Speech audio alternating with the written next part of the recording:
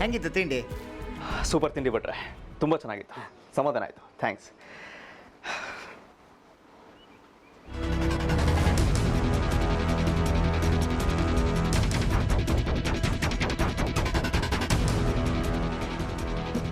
ನನ್ನ ಪರ್ಸು, ನನ್ನ ಮೊಬೈಲು, ಯಾರೋ ನನ್ನ ಪರ್ಸ್ ಕದಿಯಾರ ಸರ್.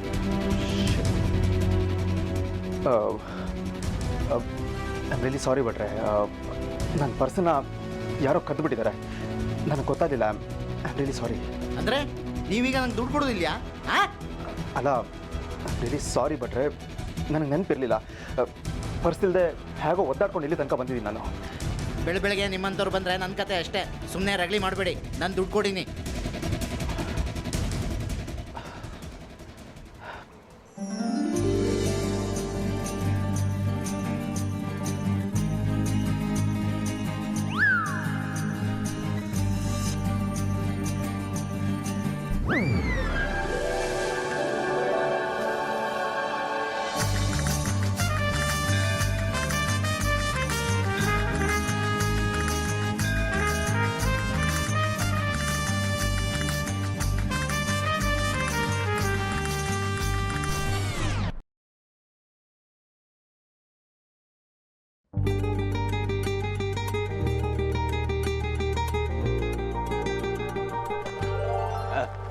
ನಮಸ್ಕಾರ, ಶುಭೋದಯ, ಗುಡ್ ಮರ್ಮರಿಂಗ್.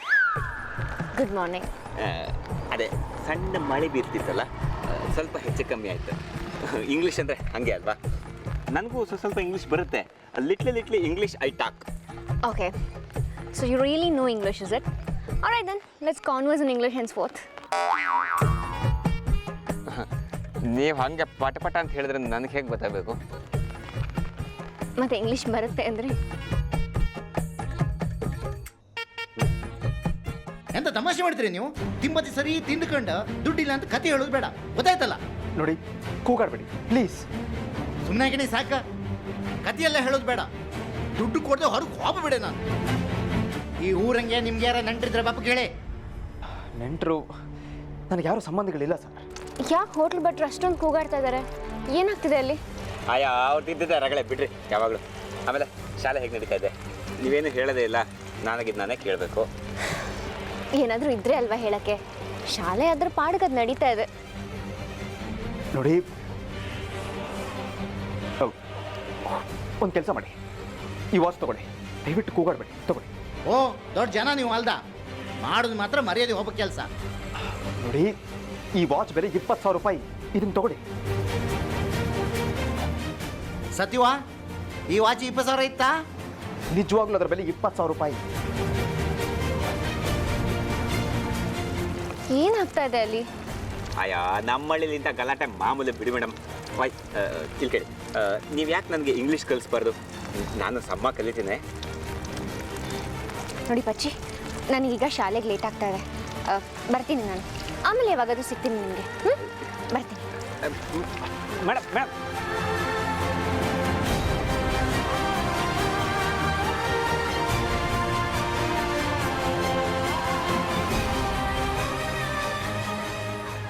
ನೋಡಿ, ಆ ವಾಚ್ ಬೆಲೆ ಎಷ್ಟಾದರೂ ಆಗಿರಲಿ, ನಿಮ್ಮ ತಿಂಡಿ ದುಡ್ಡಂತೂ ಅದ್ರಲ್ಲಿ ಬಂದೇ ಬರುತ್ತೆ. ನಾನು ಬರ್ತೀನಿ. ಥ್ಯಾಂಕ್ಸ್. ಸರಿ, ಇನ್ನೊಂದು ಸಲ ತಿಂಬತ್ತಿಗೆ ಪರ್ಸಿದ್ರೆ ಅದನ್ನು ದುಡ್ಡಿತ್ತ ಅಂತ ಕಣ್ಕೊಳ್ತೀನಿ, ಗೊತ್ತಾಯ್ತಲ್ಲ? ಗೊತ್ತಾಯ್ತು.